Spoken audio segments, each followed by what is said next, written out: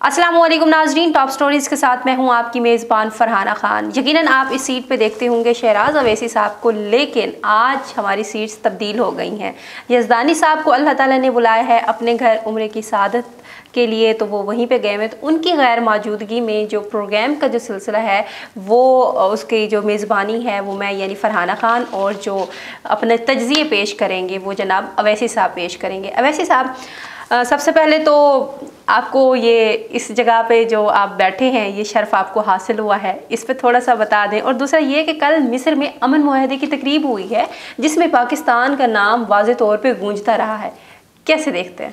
बहुत शुक्रिया फ़रहाना, और वाकई मेरे शर्फ की बात है कि इतने सीनियर सहाफ़ी की नशिस्त पर बैठकर हाँ जी, उनकी जगह पर यानी कि मैं बैठा हूँ और तबसरे करूँगा, तज़्ज़िये करूँगा। जैसा कि आपने कहा कि अल्लाह ताला ने उन्हें अपने घर बुलाया है एक मुक़द्दस सादत के लिए, उम्रे के लिए। हमारी दुआ है कि अल्लाह ताला उनको खैर खैर से वापस लेकर आए और वो दोबारा इसी नशिस्त पर बैठकर मेरी मेज़बानी में सवालात के जवाब दें और तज़्ज़िये भी करें। तो जैसा कि आपने सवाल किया, मशरिक़ वस्ता में पाकिस्तान का नाम गूंजता रहा, और ये वाकई बड़ा शानदार मंज़र था फ़रहाना कि कल आप ये देखें, फ़्रांस के प्रेसिडेंट, इटली, हॉलैंड, बरतानिया और अमरीकी और कई यूरोपीय ममालिक के दरमियान जो पाकिस्तानी वज़ीर आज़म है मियाँ शहबाज शरीफ, वो एक अलग ही शान से खड़े थे। सबसे मुल्फ़ित मज़ा पता है कि देखने में फ़रहाना कि जब सदर ट्रंप तकरीर का आगाज़ करने लगे तो वो रुक गए। उन्होंने कहा कि नहीं, पहले mister prime minister of Pakistan ये आएंगे और बात करेंगे। फिर उन्होंने ये भी कहा कि मैं देख रहा हूँ शहबाज शरीफ को, लेकिन मुझे बहादुर सफ़र आसिम मुनीर नज़र नहीं आ रहे। अच्छा, ये पता चीज़ क्यों मुख्तलिफ लोगों को महसूस हुई, ख़ासकर मोदी को महसूस होगी। मोदी ने 5 दिन पहले कहा था कि आसिम मुनीर ने हमें बड़ी चोट पहुंचाई और मैं उनसे बदला लूँगा। अच्छा। और कल मिस्टर प्रेसिडेंट सदर ट्रंप ने उन्हीं का नाम लेकर कहा जो पहले कहते थे कि 7 त्यारे गिराए, और फिर उन्हीं का नाम लेकर कहा कि मुझे जो बहादुर सफ़र सलाह रहा है आसिम मुनीर वो नज़र नहीं आ रहे। और सबसे शानदार चीज़ फ़रहाना ये थी कि कल मशरिक़ वस्ता में जो एक कशीदगी की सूरत हाल चल रही बड़े अरसे से, वहाँ मिस्र के सियाती मकाम शर्म शेख में मुआहदा हुआ, बड़ा तारीख़ी मुआहदा हुआ। इस मुआहदे के तहत जो मज़लूम हमारे फ़लस्तीनी भाई हैं उनको रिलीफ मिला। अगर 20 कैदी रिहा हुए इसराइल के, तो 2000 के तकरीबन जो कैदी फ़लस्तीन के वो भी रिहा हुए। अच्छा, तमाम अरब ममालिक थे, यूरोपीय ममालिक थे, वाहिद हमारा प्यारा वतन जनूबी एशिया का पाकिस्तान, जिसके प्रेसिडेंट, जिसके प्राइम मिनिस्टर एक अलग शान से, देखिए वो रियासत के नुमाइंदे हैं, तमाम इख्तलाफात से हटकर वो एक रियासत के नुमाइंदे हैं। पाकिस्तान का नाम क्यों गूंजता रहा? पाकिस्तान का नाम गूंजता रहा उन 7 त्यारों की वजह से जो हमने बुज़दिल दुश्मन गिराए। पाकिस्तान का नाम गूंजता रहा एक शानदार अस्करी दिफाई ताकत के तौर पर कि हमने इतनी बड़ी ताकत को शिकस्त दी, और इतनी बड़ी ताकतों के दरमियान एक अच्छा, कल जो सालस थे उस मुआहदे में वो थे मिस्र, तुर्की और कतर। लेकिन पाकिस्तान को एक शानदार, चाहे वो रस्मी तौर पर सालस नहीं है, लेकिन एक शानदार यानी कि जिसको पूरी दुनिया ने तस्लीम किया, उसको सालस के तौर पर पाकिस्तान का नाम गूंजता रहा। और मेरी दुआ है, आप भी मेरी दुआ के साथ आमीन कहेंगे कि अल्लाह ताला इसी तरह हमारे पाकिस्तान का नाम दुनिया में गूंजता हुआ रखे और हमारा परचम सर बुलंद रहे। इंशाल्लाह। ये तो हो गया कि पाकिस्तान को अल्लाह ताला पूरी दुनिया में इज्जत मकाम दे रहा है, लेकिन मुझे लगता है कि ये इज्जत मकाम जो हमें मिल रहा है वो हमारे पड़ोसी ममालिक को कुछ खास पसंद नहीं आ रहा।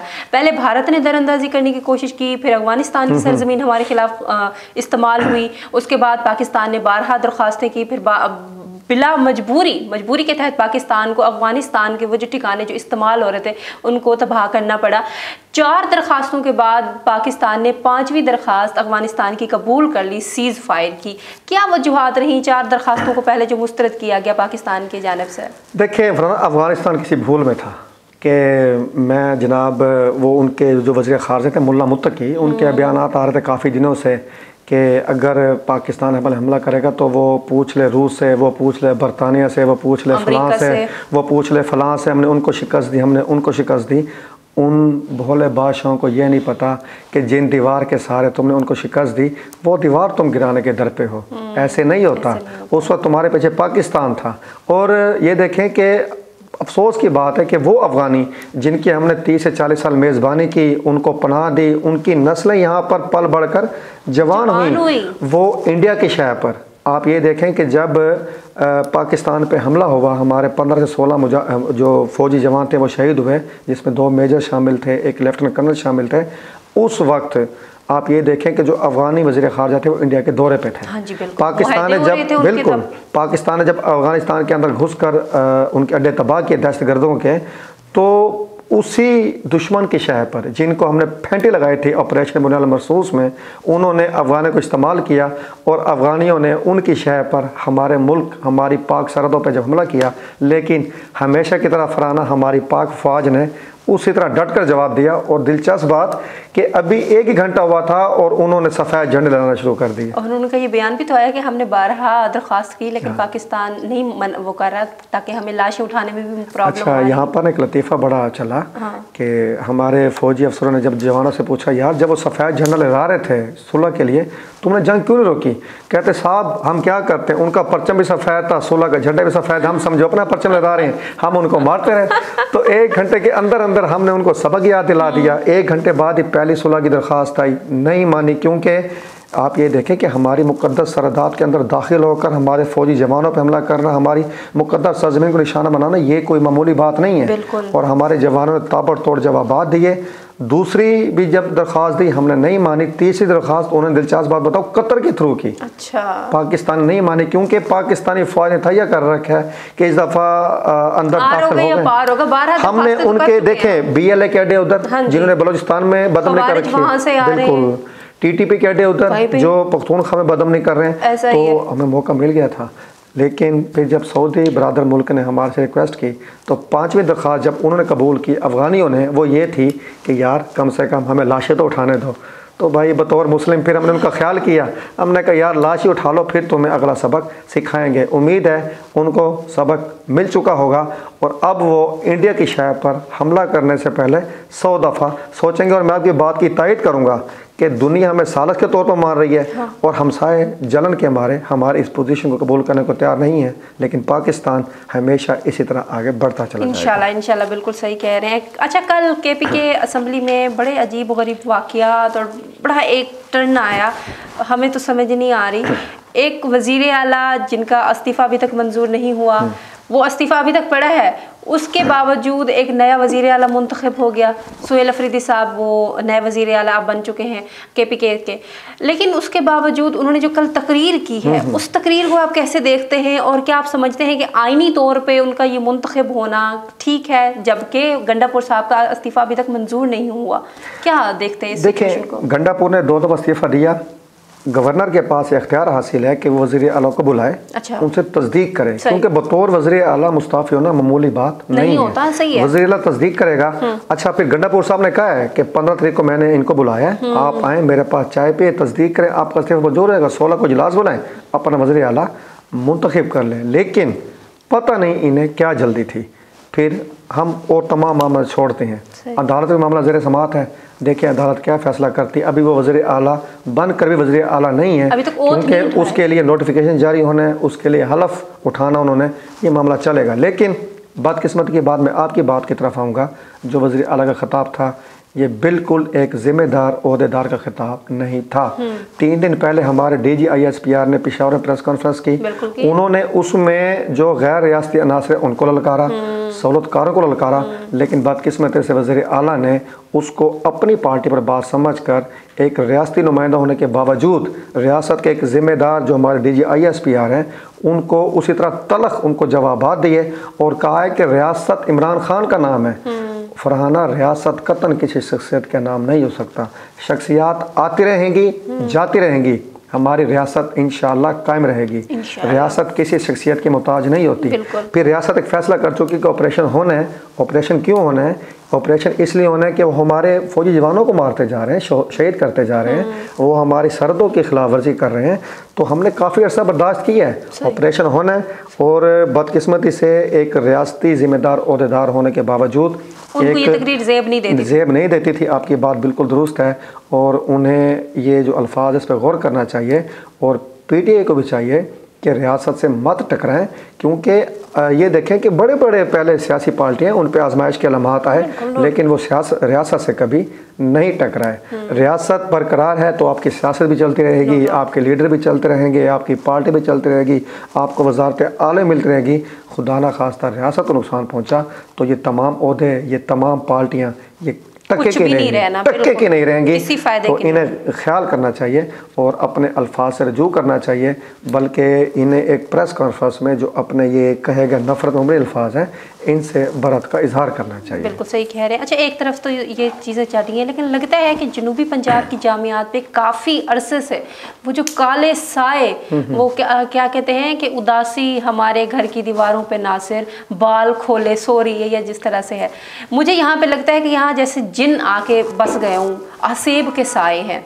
जितनी भी जनूबी पंजाब की जामियात हैं, पहले तो हल्के फुल्के छोटे मोटे स्कैंडल्स आते थे, लेकिन अब प्रोफेसर्स, अब वीसी, अब चांसलर, वाइस चांसलर्स इस सब में मुलविस हैं। एमरसन के जो वो हैं वीसी हैं डॉक्टर रमज़ान, उन्होंने इस्तीफ़ा दे दिया, मंजूर भी हो गया, लेकिन उन पर जो जिस तरह से संगीन इल्ज़ामात लगाए गए, उनकी इंक्वायरी होती नज़र नहीं आ रही। क्यों हो रहा है ये? जनूबी पंजाब की जामियात और उनके सरबराहान को हो क्या गया है, और इस पर एक्शन कौन लेगा, कब लेगा? देखें, आपने शेयर के एक मिसरे से सूरत हाल का इजहार कर दिया वाजिया। ये उदासी ने ये एक भयानक आसेब है जो हमारी जामियात पे छा चुका है। डॉक्टर रमज़ान एक मादरे इल्मी के सरपरस्त हैं, जहाँ हमारी बच्चियाँ, हमारी माएँ, हमारी बहनें, हमारी बेटियाँ पढ़ा भी रही हैं, पढ़ भी रही हैं। अगर उस जामिया के सरपरस्त का किरदार इतना भयानक है तो पनाह मांगनी चाहिए। और आप ये देखें कि एक बावर्ची के साथ नाजेबा वीडियो को आना और उसके ज़रिए मुख्तलिफ गैर अखलाकी मवाद का मंगवाना, ये साबित हो चुका है। अच्छा, पहले जब उन्होंने इस्तीफ़ा दिया तो वज़ीर तालीम ने इस्तीफ़ा नामंजूर किया और उन्होंने कहा नहीं, आप पहले तहकीकात का सामना करें और फिर हम आपके इस्तीफ़े के मुतालिक सोचेंगे। उसके बाद क्या हुआ कि डॉक्टर रमज़ान मंजर से गायब हो गए। अच्छा। 4 दिन पहले अचानक उनकी तस्वीर सामने आई, वो हरम शरीफ के सैन में खड़े हैं, दाढ़ी, मुकद्दस मकामात पे नजर आ रहे हैं। ठीक है, अगर आपने तौबा की है, अल्लाह आपकी तौबा कबूल फरमाए। आपका ये तस्वीर जारी करना इस बात का सबूत है कि आप घबराए हुए हैं और आप अल्लाह से तौबा कर रहे हैं। लेकिन जो दुनिया जिसके साथ आपने ज़्यादतियाँ की, हकूक़ुल इबाद भी कोई चीज़ है, जिन जामियात के बच्चों के आप रोल मॉडल थे, आपने उनके एतमाद को ठेस पहुँचाई, आपको तहकीकात का सामना करना चाहिए था। फराना, ये जो डॉक्टर मोहम्मद रमज़ान साहब है, ये इससे पहले हायर एजुकेशन कमीशन में एक अहम ओहदे पर फायज रह चुके हैं। वहाँ उनके ताल्लुकात अच्छे हैं और उन्होंने बिलाखिर इसी ताल्लुकात का फ़ायदा उठाकर सहूलतकारी हासिल की।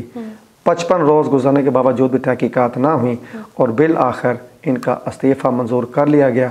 इनको इनकी सहूलतकारी करके इनको महफूज रास्ता फराहम कर दिया गया और अब ये एक महफूज रास्ता पाकर दोबारा किसी बाइज़्ज़त ओहदे पर बैठ कर हमारे निज़ाम का, हमारी जो तालीमी स्ट्रक्चर है उसका मुँह चढ़ाएँगे और उन बच्चियों का जो एतमाद टूटा है वो पता नहीं उन पर क्या गुजरेगी, और जिनके साथ ये नाज़ेबा अमल करते रहे हैं पता नहीं वो किस तलख मराहल से गुजरेंगे, अल्लाह जाने। लेकिन ये हमारे निज़ाम तालीम के मुँह पर इनका इस्तीफ़ा बहुत बड़ा तमांचा है। इनको तो इबरत का निशान बनाना चाहिए था, जो बड़ी सहूलतकारी से जान बचाकर निकल गए हैं। लेकिन वो हर बार किसी नई ओहदे, बड़ी पोस्ट पे दोबारा नजर आते हैं। बिल्कुल। अल्लाह खैर करेगा ये जो चल रहा है। अच्छा शिराजी साहब, ऑनलाइन जो जुए हैं, उनकी वेबसाइट्स, उनके अड्डे, उनके खिलाफ क्रैकडाउन तो काफ़ी अरसे से जारी है। उन क्रैकडाउन के बावजूद भी ये जो नेटवर्क है मुनज़्ज़म तरीके से ये दोबारा फलता फूलता जा रहा है। क्या वजूहात है इसकी? कहाँ कमी कोताही रह गई है? निज़ाम इनको कंट्रोल क्यों नहीं कर पा रहा? अच्छा देखें, निज़ाम ने इन पे हाथ डाला है। आप ये देखें कि 184 जो जुए की ऐप्स थी वो ब्लॉक की। अच्छा। उसके अलावा जो हमारे यूट्यूबर्स और टिकटॉकर्स, आप देखें डकी भाई पकड़े गए, या सिस्टर लोजी के जो नाम है, हाँ, उन पे हाथ डाला गया और कई लोगों पे हाथ डाला गया, गिरफ्तार किया गया कि वो इनकी प्रमोशन में सहूलतकारी कर रहे थे। अच्छा। लेकिन फिर भी अगर सिलसिला नहीं रुक रहा और ऑनलाइन जुआ नेटवर्क्स का जो मुनज़्ज़म कारोबार है, जो धंधा है, वो फैलता चला जा रहा है, तो इसका मतलब ये है कि उन इदारों के अंदर से इनके लिए सहूलतकारी हो रही है जिन इदारों के ज़िम्मे इनको रोकना था। अच्छा। ठीक है ना जी। तो ज़ाहिर बात है, ऐसे कैसे हो सकता है फराना? हम तो अपने प्रोग्राम के ज़रिए, अपने प्रोग्राम के तवज्जुह से यही अपील कर सकते हैं ना कि भाई, मैं देखता हूँ गली मोहल्ले में छोटे छोटे बच्चे जिनके हाथ में मोबाइल हैं वो जुए खेल रहे हैं। मैं खुद कल 2-4 बच्चों से मिला हूँ और उन्हीं बच्चों के मिलने की वजह से हम आज इस प्रोग्राम में इशू उठा रहे हैं। कल एक बच्चा बड़ी खुशी से बता रहा था, और यार मैं 3,500 जीत लिया और चलिए रोटी छोटी खा के आइए। उस बच्चे की उम्र 12 से 13 साल थी। आगे जाके क्या करेगा? क्या तो करेगा? क्रिमिनल माइंड हो जो जाएगा। 12-13 साल की उम्र में दोस्तों को ये कह रहे हैं 3,500 जीत लिया, चलो रोटी खान चलिए। 12-13 साल की उम्र का बच्चा 7वीं क्लास का स्टूडेंट होगा ना। लेकिन आप ये देखें कि अगर एक बच्चा ऐसा है तो आपके मोहल्ले में, आपके घरों में, अच्छा यहाँ पर फरहाना भी देखेंगे कि हमारे घरों में मोबाइल एक टूल के तौर पर दाखिल हो चुका है, तो बच्चे इस्तेमाल कर रहे हैं। माँ बाप को नहीं पता हमारे बच्चे क्या खेल रहे हैं। लूडो पे जुआ, अच्छा फुटबॉल पे जुआ, ऑनलाइन जो फुटबॉल गेम्स हैं उन पे जुआ, ऑनलाइन क्रिकेट गेम्स पे जुआ। और मेरी जहाँ रिहाइश है, मैं आपको दिलचस्प बताता हूँ, वहाँ पे एक शख्स मौजूद है जो बाकायदा अकाउंट्स बना कर देता है। अच्छा।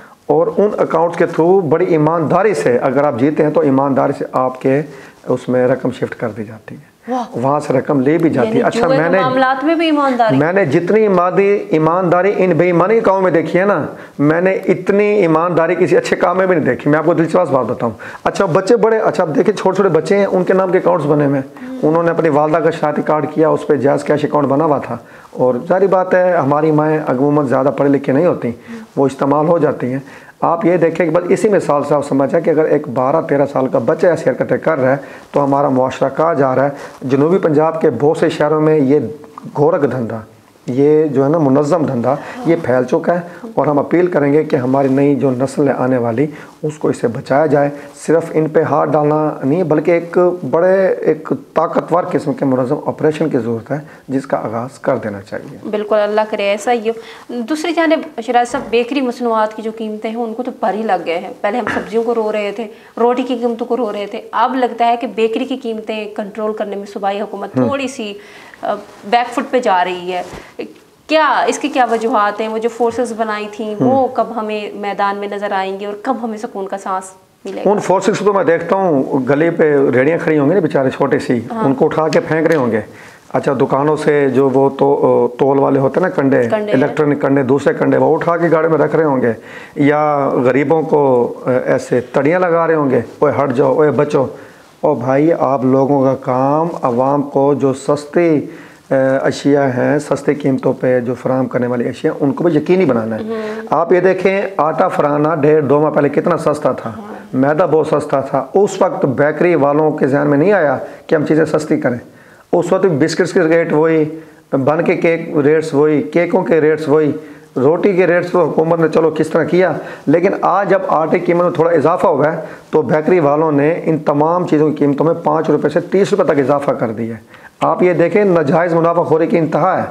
कितने इदारे प्राइस कंट्रोल कमेटियाँ क्यों आंखें बंद करके सोई हुई हैं? उनके जिम्मे भी कोई काम है कि नहीं? आती हैं, जेब गरम कराती और चली जाती हैं। बिल्कुल ऐसे ही हो रहा है। अगर ये ईमानदारी से काम करें तो किस बेकरी वाले की जरूरत है कि वो, आप ये देखें कि समोसा है, छोटा सा है ना, 50-50 रुपए का समोसा, मैं हैरान होता हूँ, कंट्रोल नहीं है।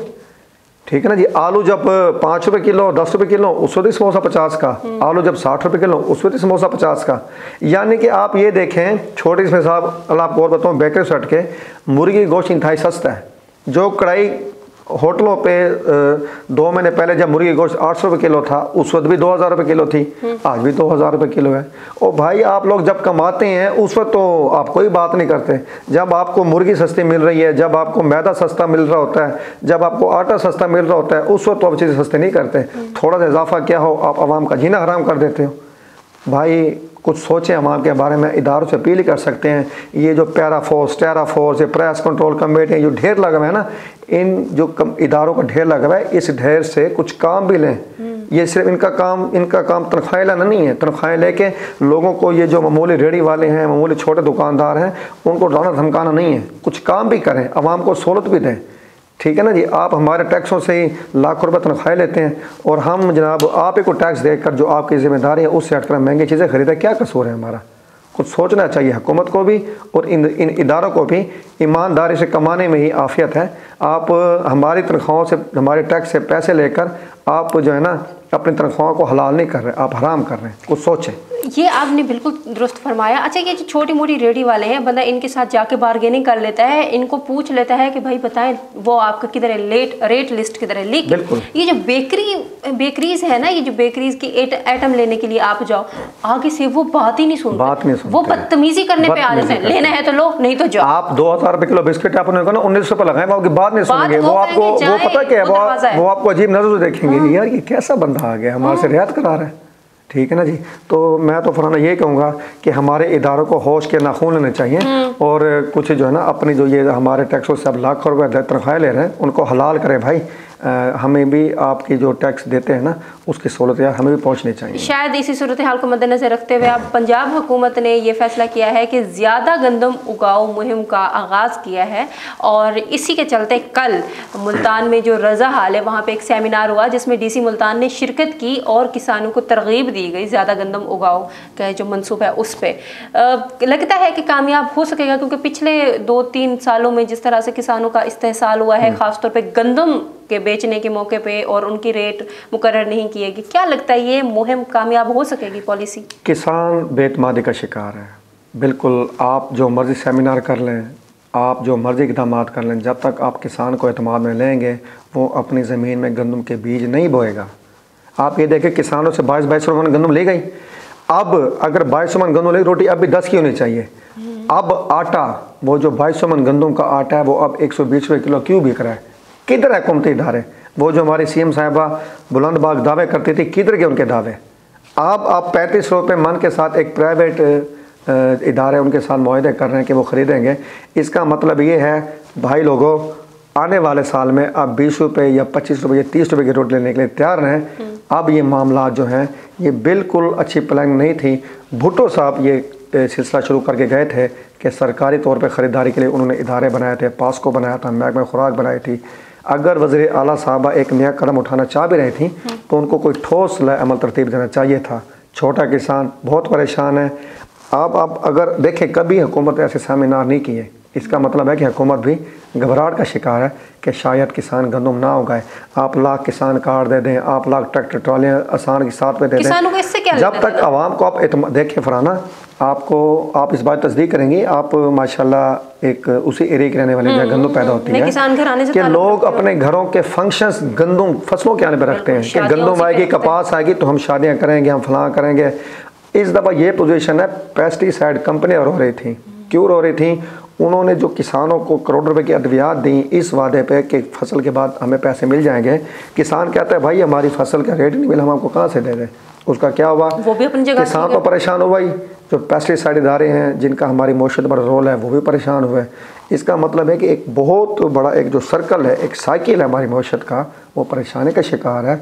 आप जितने मर्जी सेमिनार कर लें, कल रज़ा हाल में जो फंक्शन हुआ DC साहब की सदारत, डिप्टी डायरेक्टर जो ज़राअत है तोसी, उन्होंने भी शिरकत की।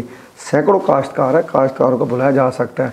फिर ख़ासकर हमारे खिते में तो ज़्यादा ज़रूरत है कि सैलाब ने भी यहाँ तबाही मचाई हुई है। तो आप मुनासिब रेट दें, मुनासिब रेट के साथ साथ सबसे अहम चीज़ किसानों को ये ज़मानत दें कि आपकी जो फसल है वो हुकूमत गारंटी दे उनको कि ये जो 3500-3600 का रेट है इस पे लेगी। ये ना कि आप 3500 रेट के उस पर प्राइवेट कंपनी के साथ मुआहदा करें और वही प्राइवेट कंपनी मुख्तलिफ एजेंट्स आगे लाकर किसानों से वही 2500 रुपये खरीदारी करके हुकूमत को 3500 की दे। इस पर सोचना चाहिए रहा कि 18 से 1900 भी बिक रही थी। बिल्कुल। और अब देखें ना वही किसान 1800 बेचना किसान बेबसी से बैठा ना तमाशा देख रहा है। हाय हाय कि जो मैंने 1800-1900 रुपये गंदम बेची आज वही गंदम बाजार में 4000 बिक रही और मैं कुछ नहीं कर पा रहा।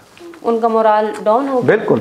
शिराज साहब, यहीं पे हम टॉप स्टोरीज का इख्तिताम करते हैं। आज के लिए इतना ही थी। कल इंशाल्लाह हम दुनिया जहां में जितनी भी इवेंट्स हो रहे हैं उनको कवर करेंगे। हमारे साथ रहिएगा। इजाज़त दें। अल्लाह हाफिज़।